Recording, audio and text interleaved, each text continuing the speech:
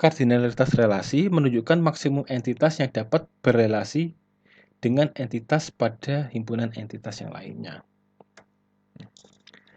Atau kita sederhanakan, kardinalitas relasi yang terjadi di antara dua himpunan entitas, misalnya himpunan entitas A dengan himpunan entitas B, dapat berupa 1 ke 1 atau one to one, 1 ke banyak atau one to many, banyak ke 1 atau many to one, dan banyak ke banyak atau many to many. Nah, di sini nanti kardinalitas atau derajat relasi itu akan kita gunakan dasar dalam perancangan ERD. Nah, sebagai contoh, 1 ke 1 atau one to one, kita langsung bahas. One to one, jadi hubungannya adalah one to one. Maksudnya adalah entitas pada himpunan entitas A berhubungan dengan paling banyak satu atau tepat satu, berhubungan dengan tepat satu atau paling banyak satu entitas pada himpunan entitas B. Dan begitu juga sebaliknya, setiap entitas B pada himpunan entitas B, yaitu himpunan entitas B, berhubungan dengan paling banyak satu entitas pada himpunan entitas A.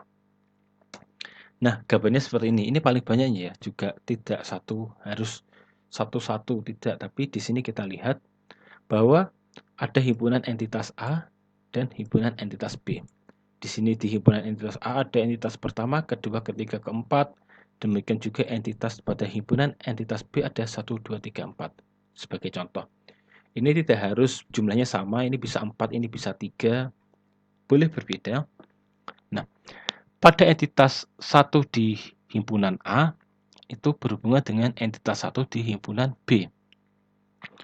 Entitas 2 di himpunan A berhubungan dengan entitas 2 di himpunan B. Kemudian entitas 4 di himpunan A berhubungan dengan entitas 3 di himpunan B. Lebih mudah sebagai contoh. Jadi sebagai contoh misalnya seperti ini. Ada entitas supir. Ada himpunan entitas supir. Himpunan entitas supir ya. Dan himpunan entitas mobil. Nah, gini ya. Dalam satu, misal ini ada suatu ini ya, jasa travel kan kalau sudah besar pasti punya supir sendiri, supirnya banyak, mobilnya juga banyak. Nah, penugasan, nah di sini hubungannya adalah penugasan. Jadi contohnya dalam satu kali perjalanan, jadi dalam perjalanan itu pastikan satu mobil itu hanya bisa dikendarai oleh satu sopir ya.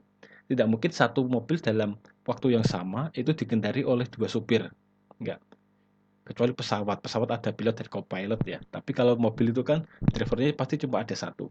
Dan pada saat bersamaan, satu sopir itu juga di satu waktu cuma bisa mengendarai satu mobil.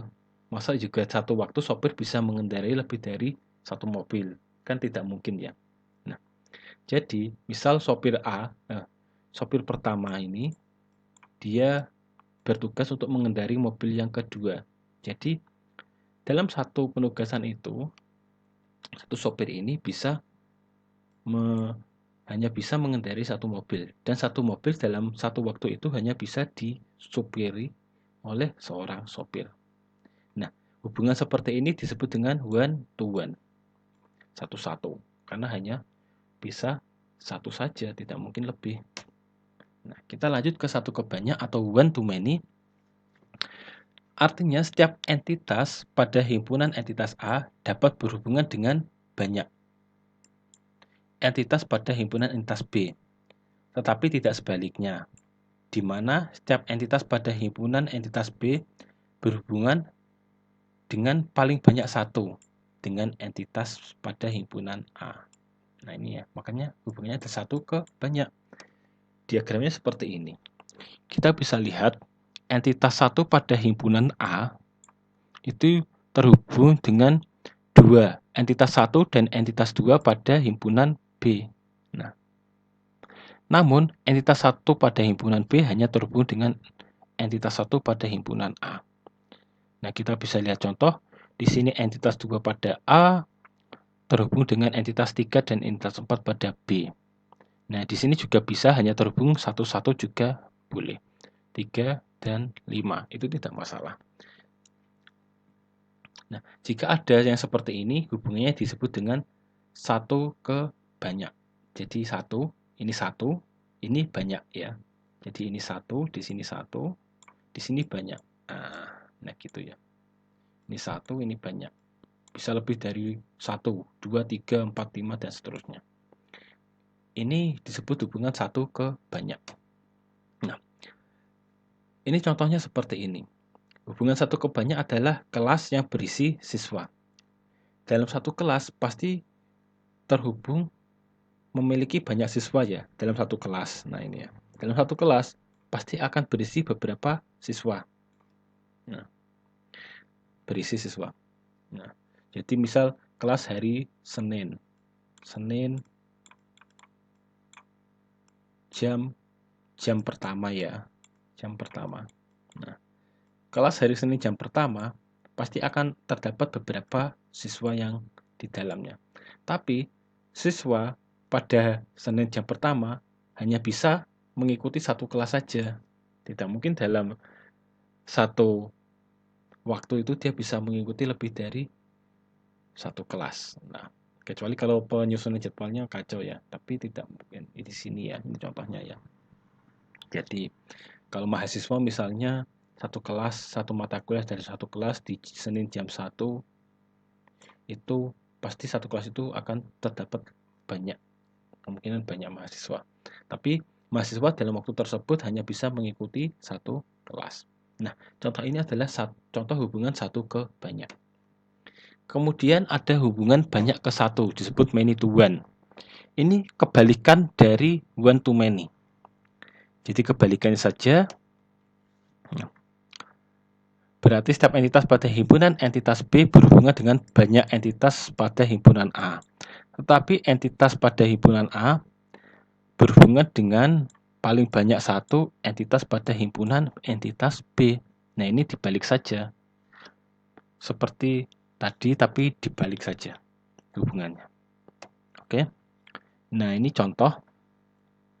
Ada entitas siswa yang kuliah pada jurusan tertentu. Pasti akan banyak ya, siswa atau mahasiswa ini, banyak mahasiswa kuliah pada satu jurusan tertentu. Nah, gitu ya. Jadi banyak ke satu. Tetapi satu siswa tidak mungkin belajar lebih dari satu jurusan. Gitu ya. Jadi satu jurusan akan berisi banyak siswa. Satu jurusan akan berisi banyak siswa. Tapi satu siswa tidak bisa belajar pada banyak jurusan. Nah, itu adalah many to one. Kemudian yang terakhir adalah many to many atau banyak ke banyak. Nah, ini bisa disimpulkan bahwa dari A hubungannya ke B bisa banyak, dan dari B ke A hubungannya juga bisa banyak, gitu ya. Jadi seperti ini nanti. Dari entitas 1 di A terhubung dengan entitas 1 dan entitas 2 di B. Nah, tapi di entitas 2 ini, di B, dia juga terhubung selain dengan entitas 1 juga terhubung dengan entitas 2. Nah, di sini ya. Nah, ini disebut sebagai banyak ke banyak. Nah, misal mahasiswa pasti mengikuti banyak mata kuliah ya dalam satu semester ya. Ada 5, 6, atau 7 mata kuliah yang diambil. Jadi mahasiswa itu mengambil banyak mata kuliah, mengambil banyak. Nah, di sini. Dan satu mata kuliah itu biasanya akan mempunyai lebih dari satu mahasiswa. Nah, ini jadi banyak ke banyak, sehingga hubungan yang seperti ini disebut dengan many to many.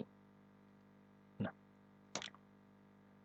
itu nanti pada penerapannya akan lebih mudah ketika kita praktek merancang suatu basis data menggunakan ERD ya. Akan mudah nanti lebih lengkap, lebih komprehensif pemahamannya. Jadi kesimpulan dari kardinalitas adalah kardinalitas ini satu notnya, satu catatannya, kardinalitas relasi satu ke banyak dan banyak ke satu. Tadi kan bolak-balik ya.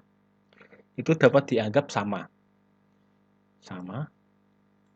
Karena tinjauan kardinalitas relasi selalu dilihat dari dua sisi, dari himpunan entitas A ke entitas B, dan dari himpunan entitas B ke entitas A. Jadi boleh dibolak-balik. Jadi banyak ke satu ke banyak itu masih sama saja sebenarnya. Jenis hubungan yang sama. Jadi menggunakan penggambaran contoh kardinalitas relasi banyak ke satu, di mana himpunan entitas A kita tempatkan di sebelah kanan dan himpunan entitas B kita tempatkan di sebelah kiri, dan boleh dibalik, yang A di kiri, yang B di kanan. Itu kita bisa membolak-balik, maka kardinalitas relasinya menjadi satu ke banyak di contoh ini. Jadi tadi kan di contoh adalah A di kiri dan B di kanan. Nah, relasinya adalah banyak ke satu, M ke 1. Jadi A banyak, B1. Tapi kita juga boleh, misal A ditempatkan di situ, A ditempatkan di kiri, B di kanan, di mana A tadi banyak dan B itu adalah 1, maka kalau kita lihat lagi, ini seperti hubungan dari 1 ke many. One to many. Di sini dilihat many to one, ini one to many. Padahal pada dasarnya ini dan ini adalah hubungan yang sama. Jadi boleh dibolak-balik. Nah, yang terakhir, kardinalitas merupakan dasar untuk membuat rancangan basis data. Jadi saya hapus dulu ya. Kardinalitas merupakan dasar untuk membuat rancangan basis data menggunakan diagram hubungan entitas atau Entity Relationship Diagram (ERD). Jadi nanti ini akan lebih kita perdalam lagi ketika kita membahas tentang perancangan basis data menggunakan ERD. Nah, demikian untuk pembahasan terkait model pada pertemuan kita yang kedua ini, yaitu basis data relasional. Jadi ada beberapa poin yang kita pelajari tadi. 4 poin ini dari konsep tentang basis data relasional, kemudian menjelaskan atribut dan entitas, kunci relasional, dan terakhir adalah kardinalitas tadi, kardinalitas relasi. Jadi di sini memang masih berupa teori, nanti akan lebih dipahami lagi ketika sudah beranjak ke perancangan basis data pada pertemuan selanjutnya. Demikian dari saya, mohon maaf atas segala kekurangan dan mungkin terlalu cepat dalam menjelaskan. Silakan jika ada pertanyaan-pertanyaan nanti bisa disampaikan. Terima kasih atas perhatiannya. Selamat pagi. Wassalamualaikum warahmatullahi wabarakatuh.